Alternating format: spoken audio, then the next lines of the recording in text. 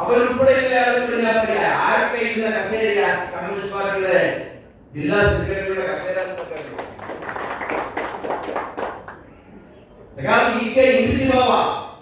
നിങ്ങൾക്ക് അറിയാവില്ലേ ഈ പാർട്ടിയുടെ പാലക്കാട് ജില്ലാ കമ്മിറ്റിയുടെ സെക്രട്ടറി ആയിരുന്നു. ഈ പാർട്ടിയുടെ പാലക്കാട് ജില്ലാ സെക്രട്ടറി ആയിരുന്നു സഖാവ് പി പി കൃഷ്ണൻ, സഖാവ് എം കെ കൃഷ്ണൻ, സഖാവ് സുധാസ് മേനോൻ, സഖാവ് എം ചന്ദ്രൻ ഉൾപ്പെടെയുള്ള ജനകീയരായ നേതാക്കൾ ഇരുന്ന കസേരയാണ് ഒരു സ്പിരിറ്റ് കച്ചവടക്കാരിയിരിക്കുന്നത്.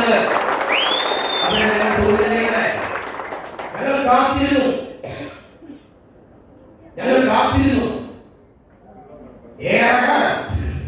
ഏറെക്കാലം കാത്തിരുന്നു. ഇതൊരു കമ്മ്യൂണിസ്റ്റ് പാർട്ടിയല്ലേ, ഒരു പാർട്ടിയല്ലേ, ഒരു കമ്മ്യൂണിസ്റ്റ് പാർട്ടിയല്ലേ.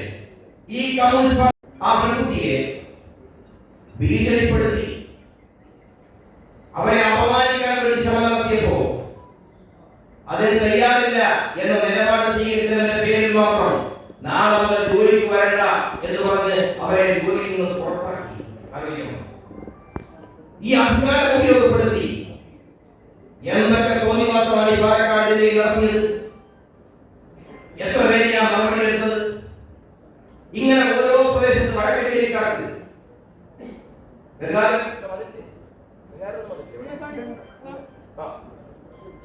ഒരുപാട് കഥകൾ അനുഭവങ്ങൾ പറയാറുണ്ട്. ഇങ്ങനെ പീഡിപ്പിക്കപ്പെട്ടവർ, ക്രൂരമായി ആക്രമിക്കപ്പെട്ടവർ,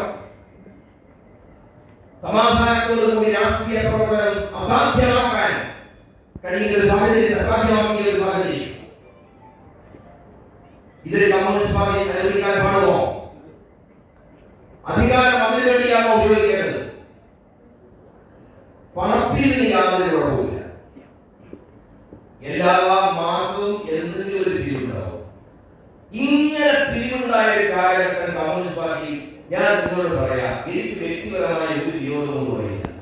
ഈ വിദ്വാൻ എത്രയോ മഹാന്മാർ ഇന്ന കസേരയാട്ടോ. നിങ്ങൾക്ക് കമ്മ്യൂണിസ്റ്റ് പാർട്ടിയെ കുറിച്ച് ഞാൻ ആ മാധ്യമ പ്രവർത്തകരെ പറ്റി പറയാം. മാധ്യമ പ്രവർത്തക ഇവിടെ എന്തായിരുന്നു എപ്പോ കാണാനില്ല, അവരുണ്ടായിരുന്നു, ഞാൻ കണ്ടുപോയി. അവരുൾപ്പെടെയുള്ള ആളുകൾ ഞാൻ പറയാം ആരൊക്കെ ഇന്ന് കസേര കമ്മ്യൂണിസ്റ്റ് പാർട്ടിയുടെ ജില്ലാ സെക്രട്ടറിയുടെ കസേര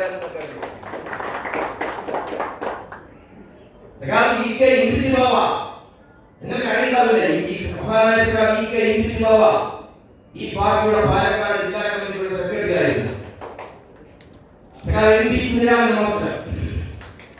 ഈ പാർട്ടിയുടെ പാലക്കാട് ജില്ലാ സെക്രട്ടറി ആയിരുന്നു സഖാവ് പി പി കൃഷ്ണൻ, സഖാവ് എം കെ കൃഷ്ണൻ, സഖാവ് സുധാസ് മേനോൻ, സഖാവ് എം ചന്ദ്രൻ ഉൾപ്പെടെയുള്ള ജനകീയരായ നേതാക്കൾ ഇരുന്ന കസേരയാണ് ഒരു സ്പിരിറ്റ് കച്ചവടക്കാരിയിരിക്കുന്നത്.